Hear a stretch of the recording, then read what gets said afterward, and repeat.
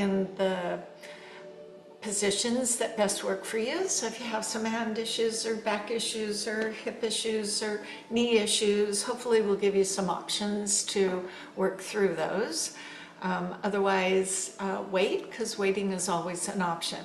So as mentioned, half moon pose today will be our balance pose, and then we'll also work on opening up our shoulders, because you can see as I was leaning here, this is where we usually go a bit forward. So mindfulness of breath, and it looks to be a lovely day where everybody is today. So let's come to Namaste and take a seat on your mat. So sitting either in Sukhasana, comfortable pose, or sitting on a block, or sitting on your knees, or sitting in a chair. Come to the moment to just be present and address the strength of your body, the supports that you get from Mula Bandha, pelvic floor, the action of Uddiyana, the lifting of the heart, the relaxing through the neck and the shoulders. Support your back if you need with your hands, or float them up into a yoga mudra gesture. As you feel the crown of the head lift to the sky and the base of your spine sink into the earth, maybe lower or close your eyes and take a few moments of breath. So the breath generally being through the nose, but if you have to use the mouth, use the mouth. Feel the body expanding and contracting, and aid the contraction by tightening through the abdominal wall.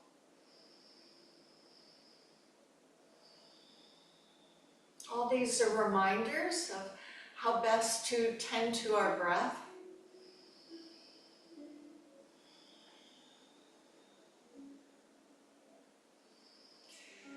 Maybe feel where you might be holding tension, maybe in your neck or shoulders, sometimes the low back.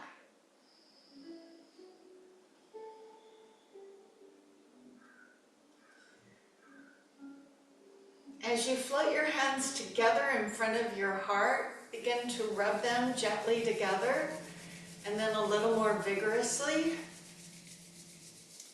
We bring a little warmth to our extremities here.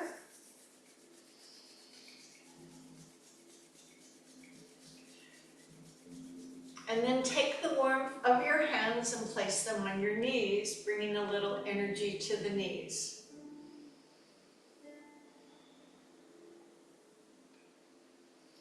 Return the hands together, rub them vigorously together. Move your hands to your shoulders, either one to same or crossing over. Kind of share that energy you create in your hands to your shoulder joint. And then bringing those palms together, rubbing them once more. This time, come to your feet. So you could do 1 foot at a time as you bring 2 hands onto it, or you can bring 2 hands onto your feet and just kind of rub them over your feet, bring a little warmth to them. You may still have your socks on, which is fine while we're seated here. So back to Sukhasana, or back to your normal seated position. Lift the spine, stretch the arms to the side. Let the palms turn up as you lift the heart and pull the arms back a little bit. Then turn the palms down and let yourself round. So inhale, float the arms up, lift the chest up, draw the hands back. Exhale, round over. Inhale, open. Yes, this is a variation on the cat and the cow. And twice more, opening up and contracting down. This time as you open up, let the arms rise above you, pain-free. See how your shoulder is. You can look outward, you can look upward, you can look a little back. This time bring the hands back so you can lean on them. If you're in the chair, you want to get down onto your mat now, and then bend the knees. Check that your shoulders are not something you're sinking into, but lifting out of. And your hands can be any way, palms, knuckles, whatever feels comfortable. And you're gonna lift up the chest here, feeling light on the hips, and then let the shoulders drop back. Lift up the chest so your hips are down, but they feel light as you shift that weight back onto your hands. So if I turn sideways, you would see that same thing happening. Lifting up, hips are down, but light. And once more, lifting up and down. Pick one of your legs and extend it forward. Flex the foot and have it come from your hip. Now walk the hands up, and I'm seated on a pillow. You could be on a blanket. This would be helpful for those with tight hamstrings. Let the other leg that was up just fall out. Can be high at the inner thigh. If this is difficult for the knee, move your leg down so there's less on the knee. Keep shifting your weight up, kind of shimmy yourself up. Pause here and make sure the parameters that you've set are holding, and then bringing the heart forward. So Uttanasana, I let the hands bring my heart forward. So this may be felt in your back, but it's primarily for hamstrings. Feel free to walk the hands forward with no need to reach for your foot, but more about laying down on your leg. Coming back up, as this is pretty early in our practice, and we do this more of a warm-up. Extend the other leg, fold the other foot in, get yourself up nice and tall. This might be enough as you begin to hinge forward.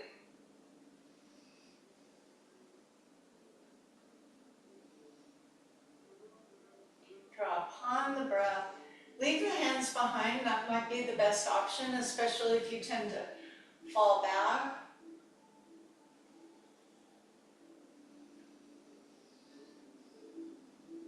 And again, bring yourself all the way up. This time, bring that extended leg in, Bandha Konasana.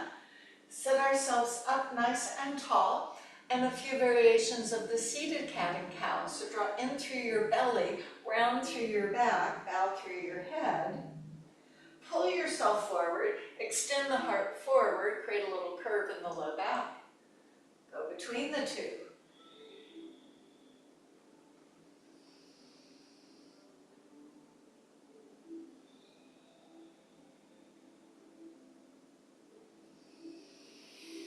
Feel free to leave the feet as they are, or if it's more comfortable, to cross at the ankles. Take one of your hands back.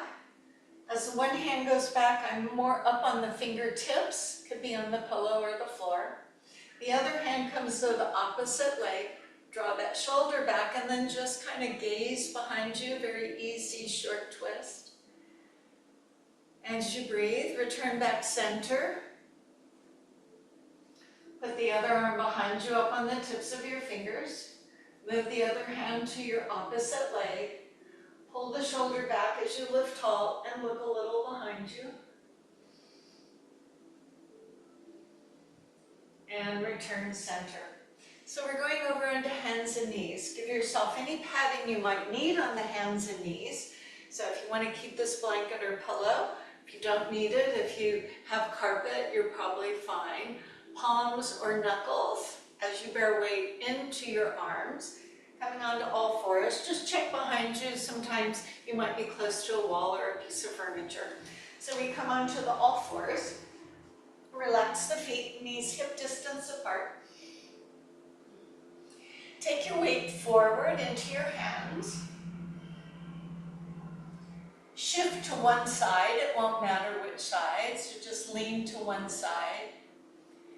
Then move back towards your heels as far as you feel comfortable with.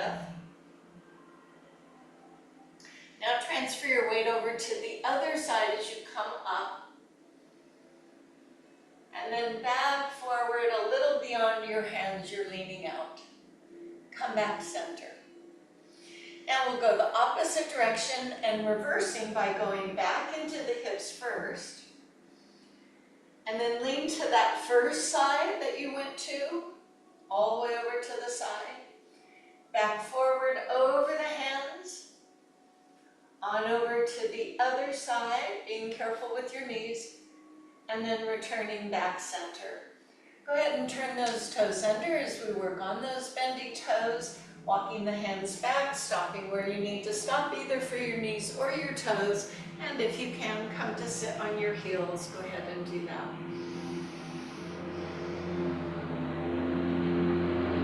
So we're going to move all the way up to a standing position. If you have pillows down, you can clear them when we move. Release the arms in front as you rise up onto the knees. Take one foot forward. Now if you need them for support, otherwise leave the arms in front as you lift yourself up and then clear your mat. You can stand at the end of the mat. I'm going to stay in the middle to face you and separate my feet and bring a little gentle love to my low back, which I did this morning when I got out of bed because it felt like it needed a little love. So this is our little hula circling around. So engaging through the action of Uddiyana, that drawing in of the lower belly. Change the direction, so we're going around the other way. And we're in this lubrication phase where nothing should hurt. You just want to make it available for whatever poses you'll be doing. And then you just swing your hips from side to side. Keeping the knees straight would be helpful.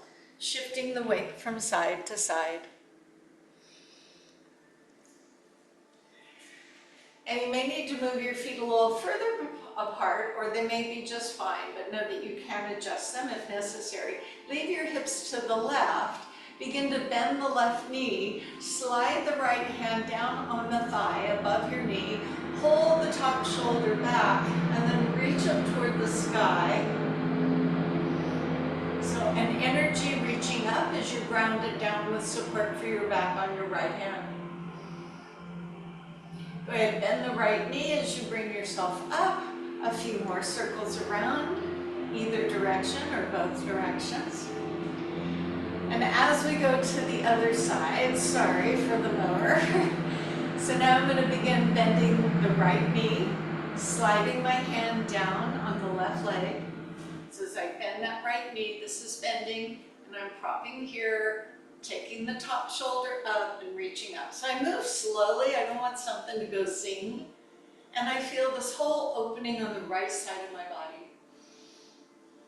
Traditionally, we would look up, but you don't have to if it's better for you to look forward. Go ahead and bend that left knee and release back center, and a few more circles around for your hips. And we'll wake up our feet a little more as I walk them together. So usually we do same arm, same leg as we move toward awkward pose. This time I'm going to go in opposition. When we work in opposition, it's very interesting things happen in our brain. So it's the right arm as we mirror one another. Right arm goes up, left heel, left arm, right heel. So I'm pressing into the pads of each one of my toes. So there are people who have feet issues. Sometimes those happen. So you just work with them the best you can. You may not be lifting your heel as high. You may have it a little lower, and that's okay. So we go to that awkward pose. Leave your left arm up, your right heel up. Now go ahead and pick up the right arm and the left heel, and you balance on the pads of the feet. Feel free to go lower if your knees allow for that. Gaze off the tips of the fingers. Find your breath if you want to go a little higher. So you could be low with your heels down but off the floor, or a little higher, or all the way up on the balls of the feet. Wherever you feel you can manage. Drop the heels, drop the arms, push the hips forward, bring the hands from behind, watch out for walls and furniture. Join the palms together overhand, and then bring them into the heart.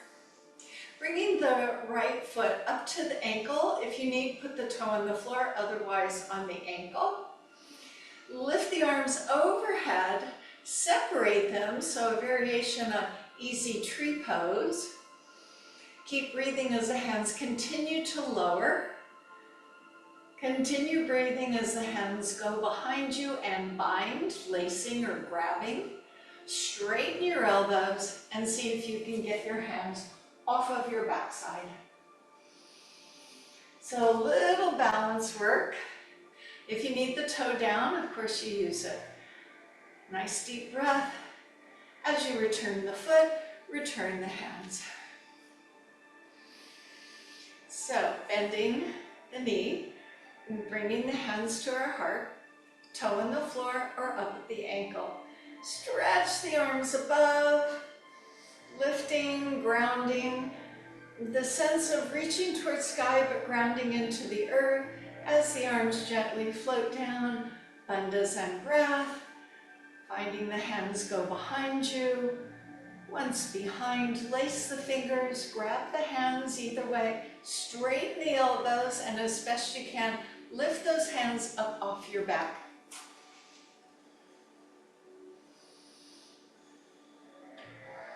Relax through the neck and the shoulders. Nothing bad happens if your toe comes down. Go ahead and set that foot down, release the arms, and we're in Tadasana. But notice this Tadasana should make you feel a little more open rather than the weight of the world on your shoulders. If you're not already, step to the end of the mat as we move into our little bit of a flow. Tadasana. Whether you're in plank or standing or sideways, all those elements are appropriate to think of.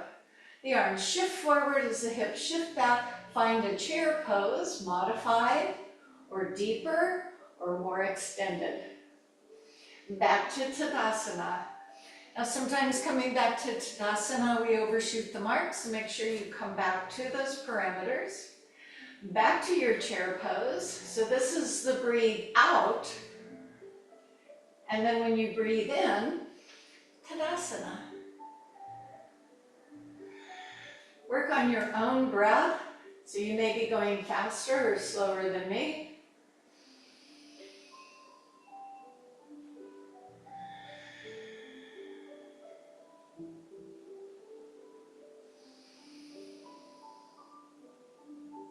Next time, in the chair pose, pause. Float the hands down onto your thighs. Put both hands on the right thigh. While you're leaning slightly forward, pick up your left foot. Extend that left foot back until the toe touches, and then slide or wiggle that left foot back, taking note of the position of right knee above the ankle while leaning forward, so you get good separation almost to the end of each end of the mat. Keeping on the ball of the foot, pressing through the heel, draw yourself up. Extend each arm forward, staying here in our crescent pose, the wobbly pose, or raising the arms overhead, making them like a cactus, or open to the side. Pick an arm position that just resonates with you at the moment. Release the hands onto your thigh. Notice the body leaning forward, tighten through the belly. Step the back foot up, but don't stand on it. Step it up. Now stand on it. Now one hand on each thigh. Go back to your chair pose and into your mountain pose. So again, a few chairs and a few mountains. So the exhale is the chair. The inhale, Tadasana. Exhale is the chair. Inhale, Tadasana. Stay in your chair. Hinge forward to lean on the thighs. Now both hands come on your left thigh while leaning forward. Pick up the right foot so you get that grounded sensation in the left foot. Reach the right foot back, then wiggle and slide it back. Go deep, go long. Push with the heel. Track with the knee. Use the hands to lift the spine. You're going to feel the front of that right leg's thigh. Open the arms forward. This is a little more work for your back. This is a little more centering. This is a little more opening for your shoulders. So wherever you'd like to be, crescent pose. Check the back knee is not bending, keeping it straight.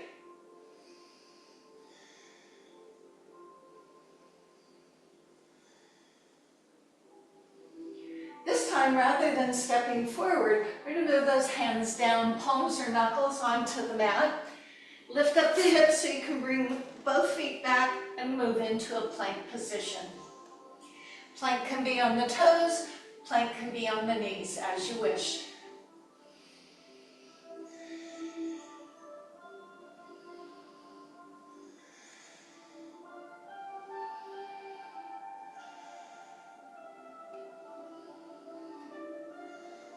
Soften your knees onto the mat, relax the toes. Elbows draw into the sides of the body as the chest and hips slowly make their way down upon the mat. Lifting without pushing on the hands, baby cobra. Release down. Going to baby cobra once more, lifting without pushing. To cobra, apply a little pressure. The elbows are bent and come down. You can do up dog, but you still, as you breathe in, go through baby cobra, stay here, go here, or continue then to go up onto the tops of the feet, chest up, elbows in as you come back down. Depending on your back will depend on which variation you pick. Turning the toes under. Let's do from the knees first. Lift up your bum.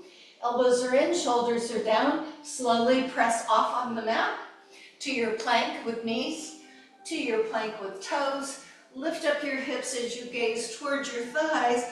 Walk your feet forward, not together, not apart, not too close, not too far. Goldilocks.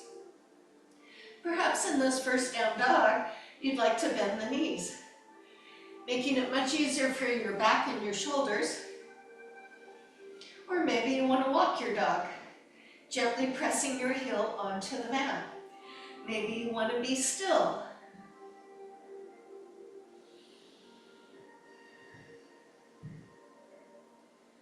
Raise both your heels when you breathe in, bend the knees. As you sit back, look forward. You can take a bunch of little steps, one big step, or you can jump your feet up to where your hands are. As you drop the hips down, lay the body on your thighs, put the hands on or around your calves. Now keeping the body on the thighs, try and lift the hips, look through your legs. Your legs may or may not straighten.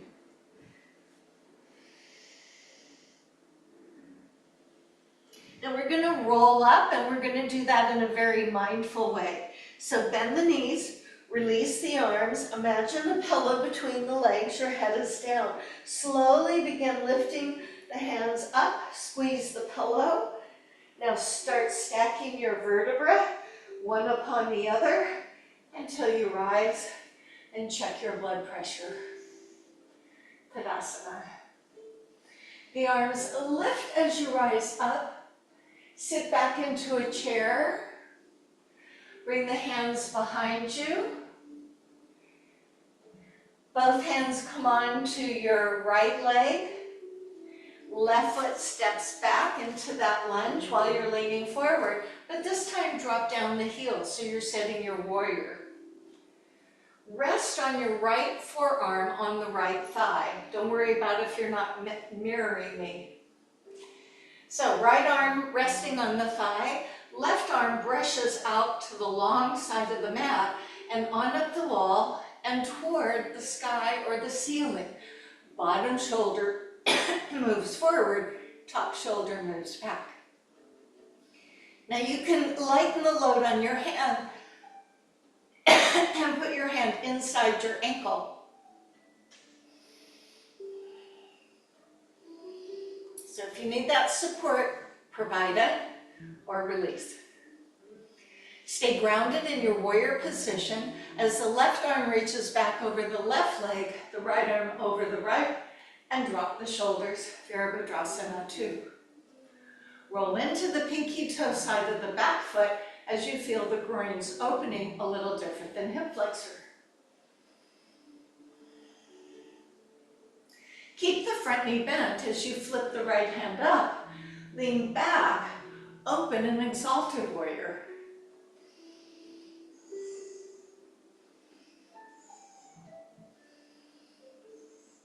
Return to your warrior 2. As you flip the back heel up, windmill the arms and lower yourself onto the floor. Step back into your plank. So as we come down from knees or toes, elbows in, chest and hips land at the same time. Relax your feet. Baby cobra, cobra, up dog, and come down. Toes under, hips up either from the knees like we did last time, or lift up your thighs and then press off to the mat, back to your plank and on into your downward dog. Gazing towards your thighs or your knees.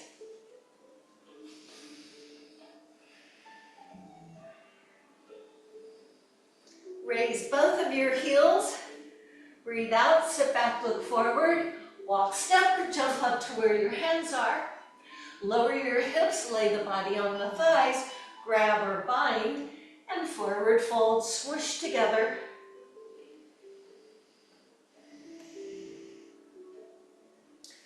Release the arms, and again, squeeze your legs as you roll up. Squeeze your legs, stack your vertebra, find Tadasana in your meaningful way.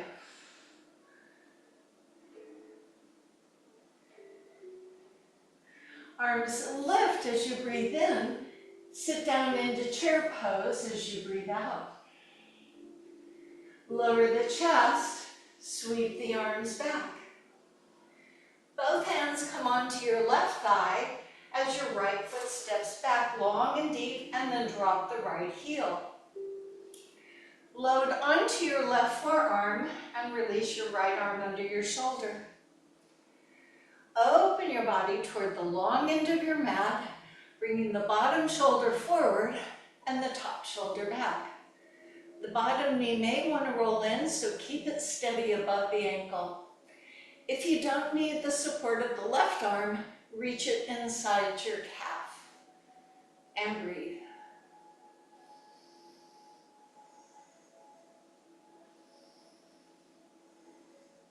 Ground into your legs. As you stand, right arm back toward the right leg, left arm out over the left leg. Relax through the shoulders, Virabhadrasana 2. Roll into the pinky toe side of the back foot. Breathe.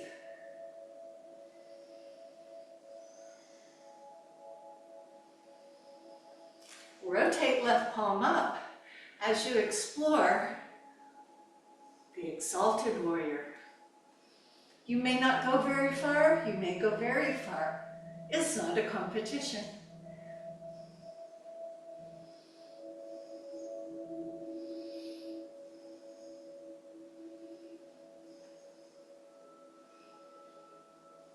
Back to warrior 2.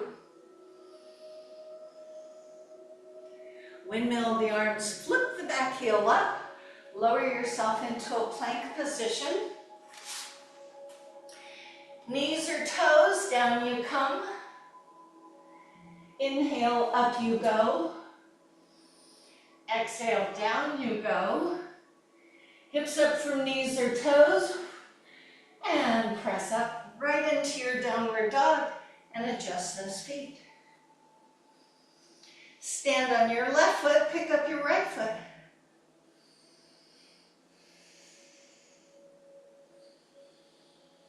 Right foot comes down.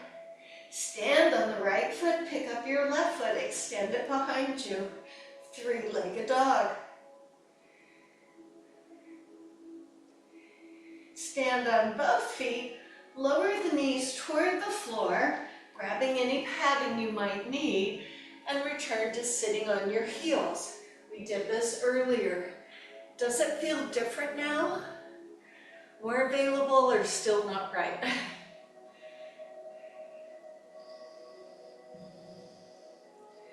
So we come back onto our palms or perhaps the knuckles. Push your right foot back onto the ball of the foot. Lift the left knee and left foot up off the floor. Down, look down. Stretch that left foot under you, off the mat to the side. Draw the knee back in, come to a plank. Let the right knee come down, let the left leg stay back. Lift up the right knee and the right foot so you're just on two arms in your left foot. Stretch that right foot under your left arm to the other side off the mat. Bring the knee back in, set it down, both knees down, and time for a child's pose. Child's pose can be with the arms extended, folded, wrapped behind you. It's a place to check in with yourself and see how you are feeling.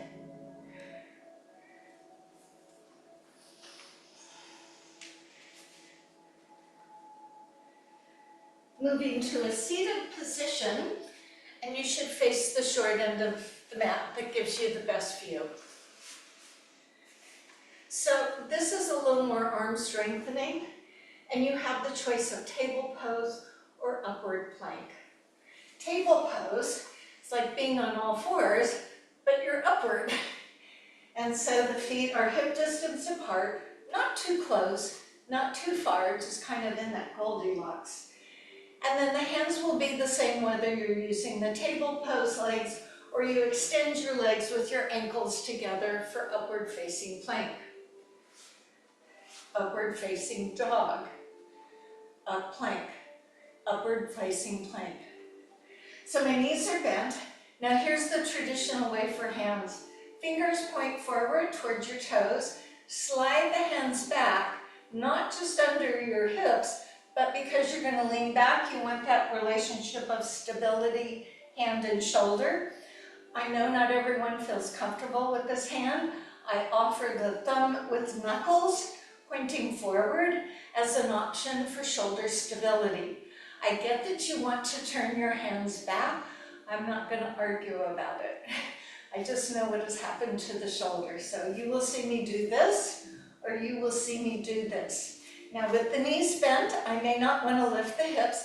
I may just want to come here. And with the legs straight, I may not want to lift hips. I may just want to come here.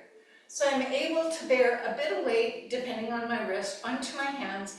And then for those who can elevate, you elevate. There's a matter of the head. So if you feel there's concerns about your neck, just look forward, or you can look upward, and there are those who will let the head drop back. Just be prudent with your choice. So we'll do this 3 times. Feel free to mix and match between table and upward plank, Eastern plank. So I'm going to start with the Eastern plank. So you have your hands positioned. Breathe in, extend the elbows straight, and maybe this is enough. This is good too. On the exhale, consider lifting the hips either up on your feet or with the legs extended.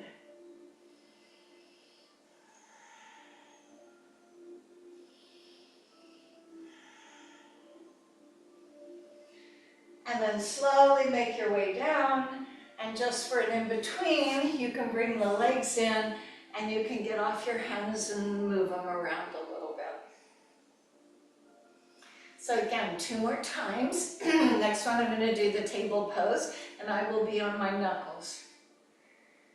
So as I place my feet, so you can be the person extended. Remember, the ankles are together. You can have your knees bent and the feet are hip distance apart.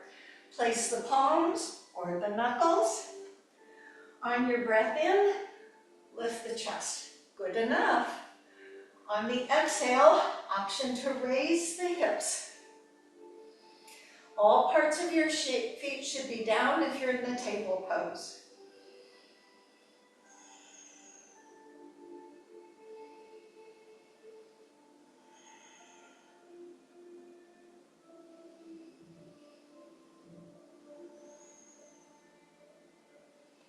Make your way out of your variation, and again, we'll give a little respite here. So you can wait for the last one, or you could do one more of your choosing. I'm going to go back to the upward plank. Ankles are together. Spread the palms. Lean into the hands. Inhale, lift. Maybe this is enough. Exhale, elevate your hips.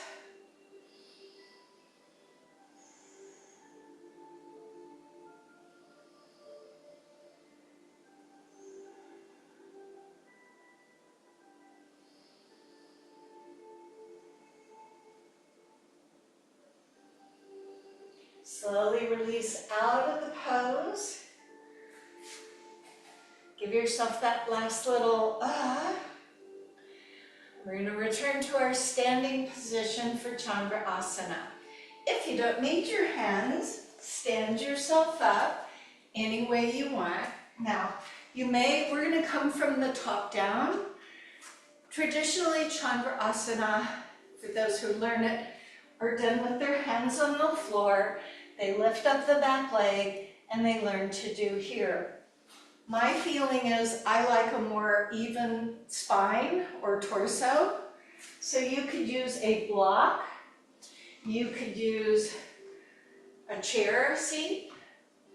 And oftentimes I will do this to the floor, then we lift and we build from the bottom up. Today, we're going to go from the top down. Here's another little option. If you have a wall without the little spiky balls on it, and you want to put yourself against the wall, and you put yourself in kind of the warrior position with your feet, and you extend out, as we're going to do, and then lower yourself so you become this. So now I can see my shoulders away from the wall and help by drawing my shoulder back, so I become this letter T position. The wall can be useful if you have it, but like handstands, if you learn to kick up on a wall, you'll always get used to the safety of the wall. So they say handstands should be learned without the wall, but I'm a little beyond in my years to be able to do that, so I use a wall. Same thing with this. I've not used a wall with Chandrasana, so I've always learned that I can either go from the ground or I can open my arms, and then I want to meet in this position when my torso tips. So as I reach over, I'm not aiming to get to the block or the floor, but I'm trying to maintain that open position that I have at the wall. Then I'll step back or fall back out of it. So where your feet should be, and then I'll let you just practice on this. So you have one foot, let's just say that foot is pointing toward the short end of the mat. The other foot steps back, kind of like a warrior. You open your arms and you face probably the long end of the mat, unless you're at a wall. You slide to that front leg, and then lift the back leg. Have lots of dynamics here. And then begin controlling that downward descent. And maybe you will find a block, or maybe you don't even need the block. Traditionally, if you look down, it's a little easier. It's when you start turning your head. So if you turned it slowly, it might go a little easier for you.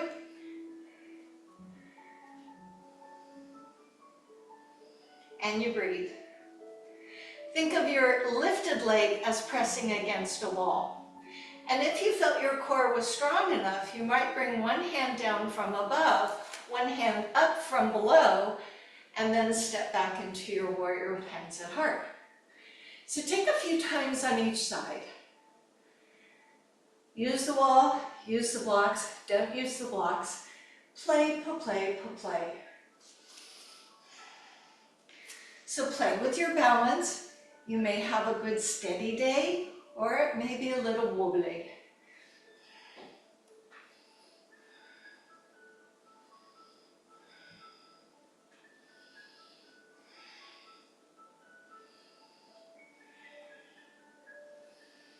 And you're going to notice the core work, because that's really what this is, the middle section.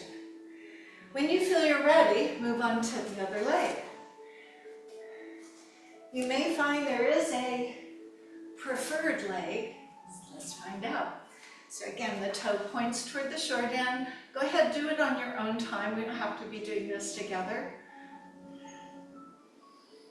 So one arm knock forward, shift, out, lift.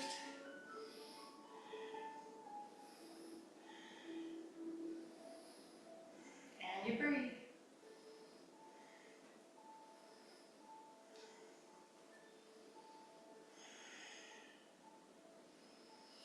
Just keep playing with it. Find your way in, find your way out.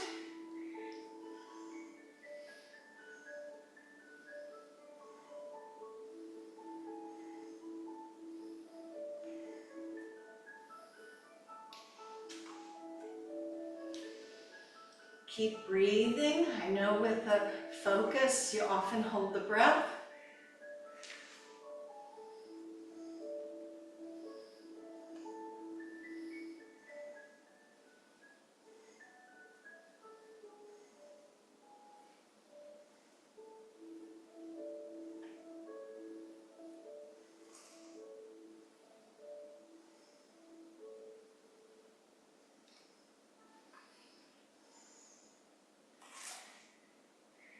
Do you feel like you've had a good experience on both sides?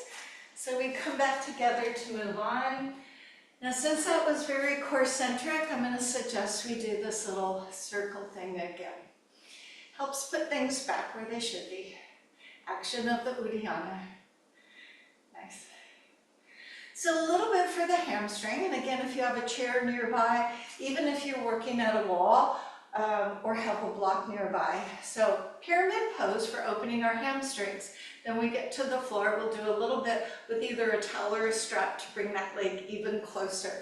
So if I were to use a block, or maybe two, so let me show you with 2 blocks. So if you had the seat of a chair, that it might be a little bit higher, that's fine. So it's hips and chest like headlights. And when you lean forward, they both shine down, as opposed to, because your legs will be split, as opposed to turning. So that is your mantra. Point your hips and chest downward. Don't be concerned with how far you go. So my feet are hip distance apart. I put 1 foot forward or 1 foot back. There's 1 foot, there's 2 feet, maybe like 2.5. This will be a little wobbly because your feet are parallel. So you may feel a little unstable, but that's okay. The hands begin at the hips because this will give you some biofeedback of where your hips are. Both legs are straight, and while you're leaning forward, you're going to feel more weight go to the front leg. I encourage you to keep more weight on the back leg. So the heart leads forward, leaning out. Now you transfer with that hinge the hands onto the thigh without rounding the back. So I'm still just hinging at my hips, and the back of my front leg begins to speak to me. I may then want to transfer my hands, if I had something, onto a block, or onto 1 block, or onto 2 blocks. Again, I encourage you to focus that your hips are pointing down, not 1 hip up. And so, in order to accomplish that, for some people, the body rounds. So maybe you're better not going so far and keeping the alignment.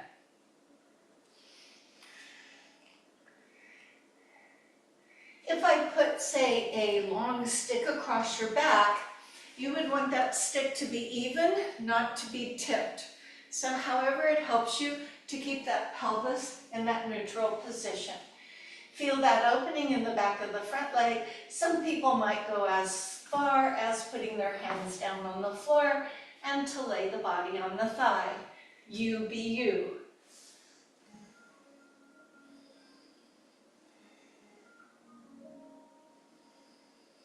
To release, let's bend the front knee to give you some ease and grace. Move your hands to your thighs if necessary and bring yourself up. Step the front foot back or the back foot up. And separate the feet so we can do the other leg. So there's 1 foot distance from the toe of my back foot. Then I put my heel where my toe was. There's 2, and there's another half. So I've got about 2.5 of my feet distance. Sometimes they give it more general, but I think it's appropriate for you to do what's your parameters. So here are my hips, here's my chest, my both legs are straight. Keep weight on the back leg as you bring the heart forward. Bandhas. Hands shift to the thigh to give a little back support. Maybe that's good enough for you. Maybe you need a chair seat, which is great. And you keep pulling whichever leg is behind you, hip down, as it tends to raise up. Then you begin lowering as that becomes available. You should feel the back of the front leg.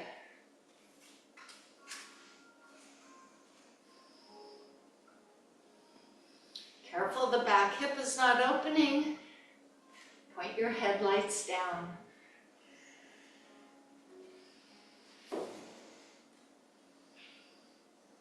Big pull on the back of the front leg.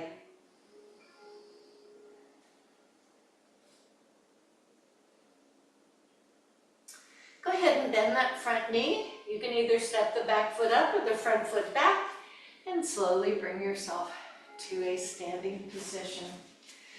Okay, if you have a strap or a towel, bring it as we come down onto the mat. It won't matter which one. If you're using a strap, you're likely going to double it up, but I'll demonstrate with both of them. As we go down, no hands. So sitting down, so I will start with a strap, and always the buckle is a concern. So I'm going to fold this in half because that's about all I'm going to need.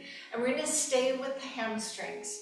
This makes it a little better. There's less concern about where your hips are going to be because you're laying on your back. So that's really a good thing. Now we just want to make sure that we keep that leg parallel, that it doesn't. Legs like to turn out for most people. Not all, but most people.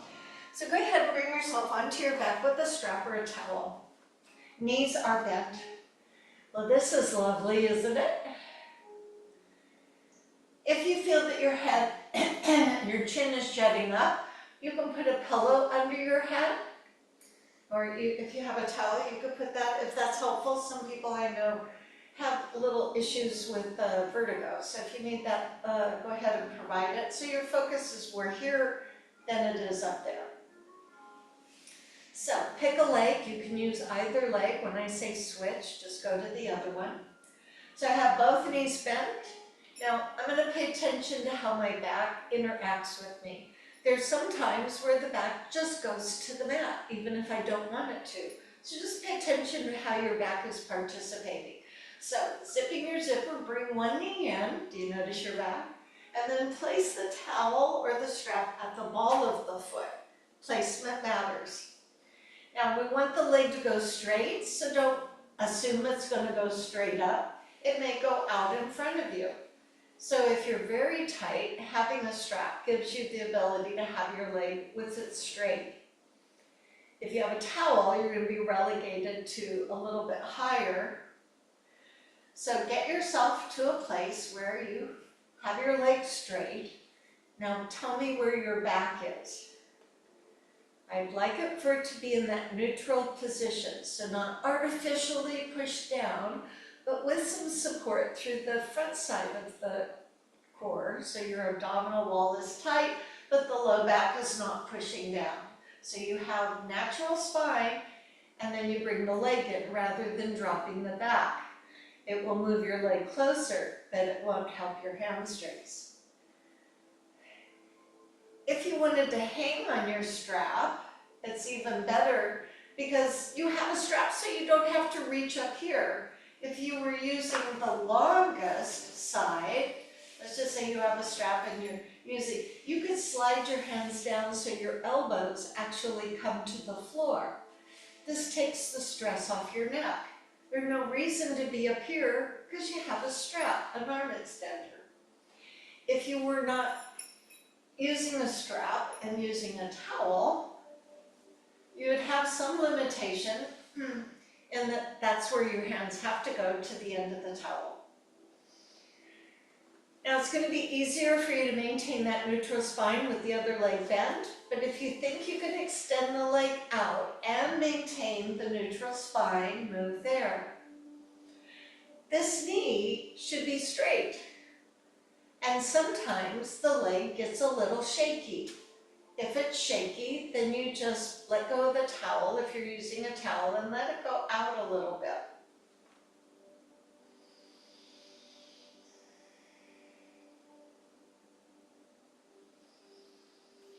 Now take the towel into the same hand as the leg that's up. So right hand holding the towel or strap of the right foot, or the same thing on the left.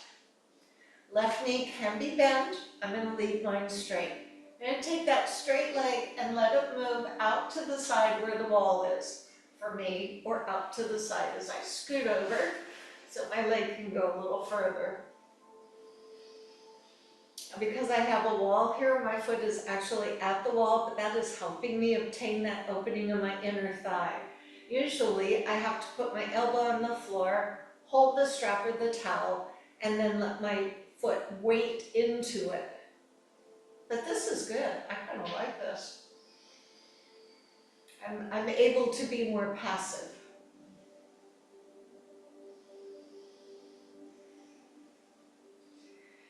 So now you're going to bring the leg back up and keep it straight. Put the towel or the strap in the other hand.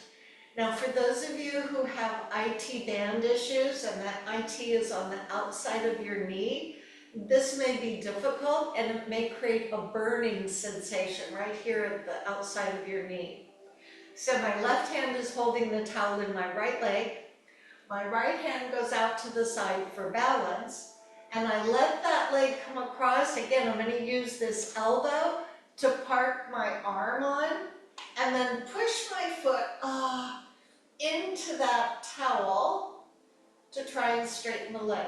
So it may not go so far. This is where having a strap may have an advantage for you, because it lets you have much longer strides. So your leg may be more down here, but straight, but you want to have it where you can have it. You push with the foot into the strap.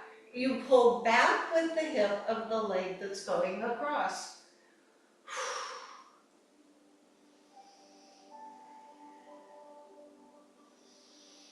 Big stuff.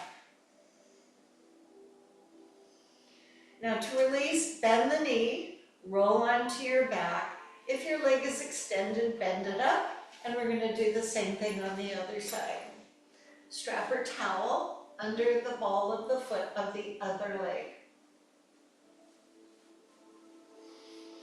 Straighten the leg, notice your spine. Is your back in the mat? Are your abdominal walls tight and the shoulders relaxed? Can keep the knee bent, can extend the leg out, your choice.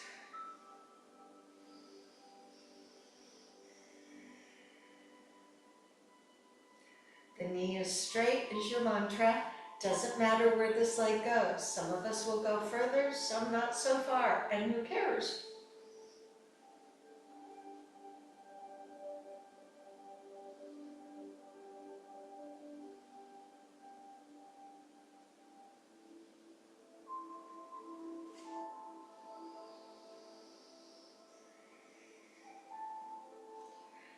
So same hand as leg that's up, holds both ends of the strap or towel. Other knee can be bent or straight. As that leg opens out to the side, the elbow acts as a kickstand, and then you hold the weight of your leg in that towel or strap. So I usually need to pull it up a little bit to give me the satisfaction of the inner thigh.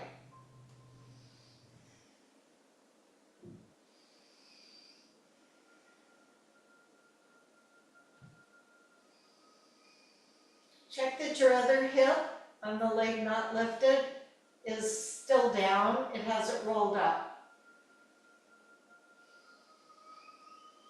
Bring the leg back up and swap the hands. So same leg, but now opposite hand. And you can keep that knee bent, but it's a little easier, I can tell you, if you straighten the leg. The free arm goes out to the side to somewhat anchor. I'm going to run out of space, so let's scoot over. And as I go across, again, catch yourself on your elbow. Push the foot, but pull the hip. Push the foot into the strap or towel, pull the hip back away. Again, if you're feeling a burning sensation on the outside of your knee, that's telling you you're very tight in those IT bands.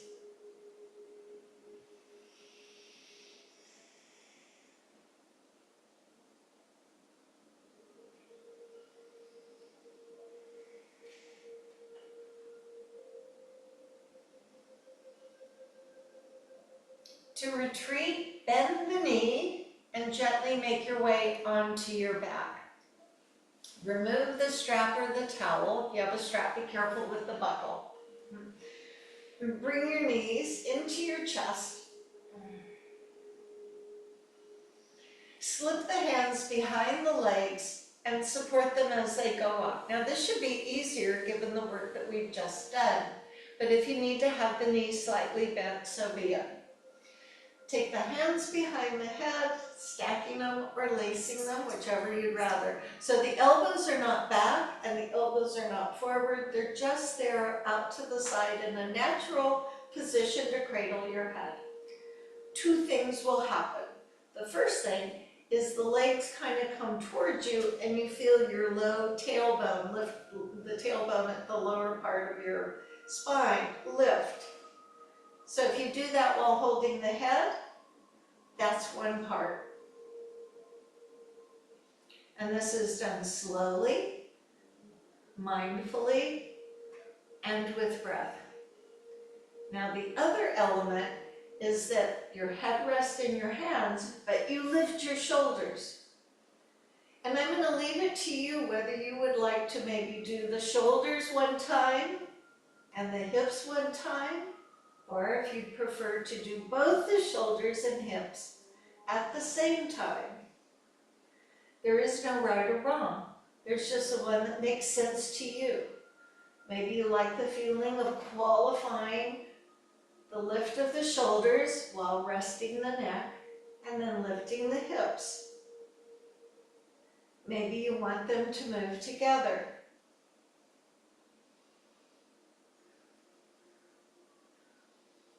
Use your breath to support the effort.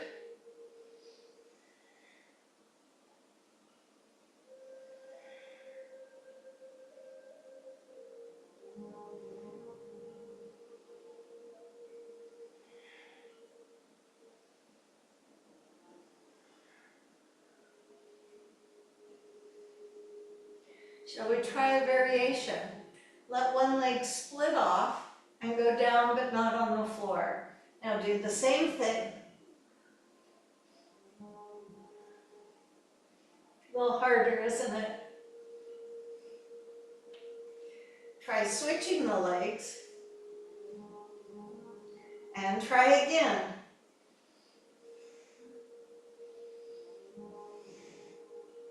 You've just made your lower end have to work a little harder. Go ahead and bring both knees in. Rest your head. Might be good to roll it from side to side. Let the feet come down and find the edges of the mat with your feet. So feel the edges, and then we're going to do the windshield wipers. I move slowly. You could go at whatever speed that you want. The knees go from side to side. So if you have back issues like me, you might want to take a little more time to make sure nothing is going to be strained.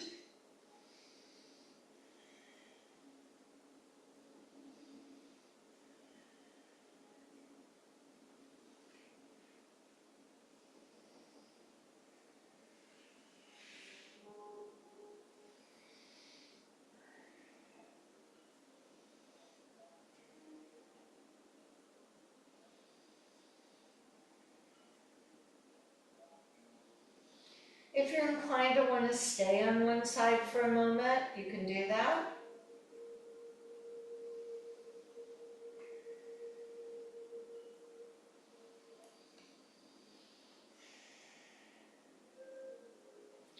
From here, let's transition toward Shavasana.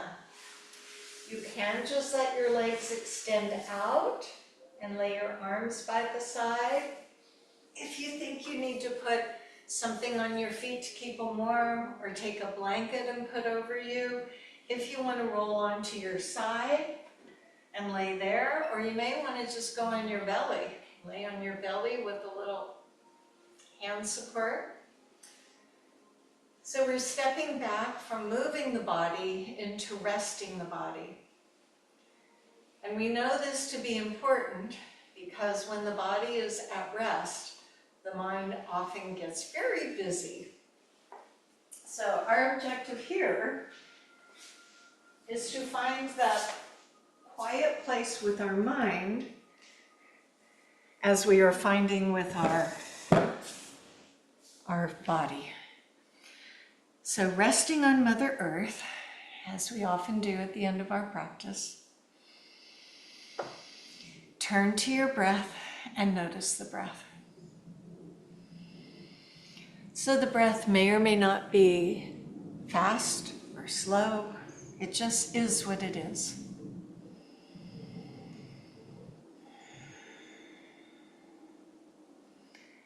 And as you lay, knowing that the mind can get zippy, use the techniques that you have learned, be it through meditation, be it through yoga, wandering into nature, staying present with your breath.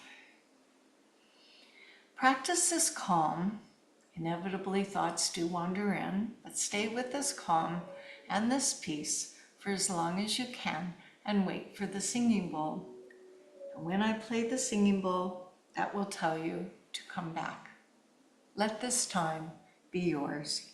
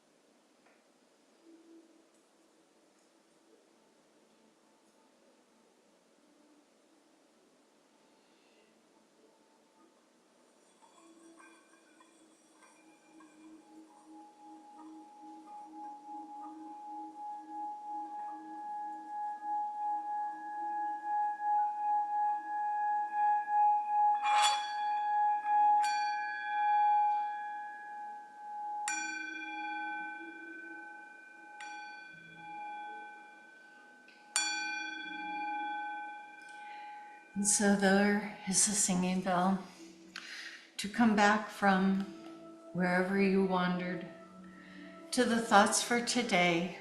From Buddha, these words: there's only one time when it is essential to awaken and that time is now.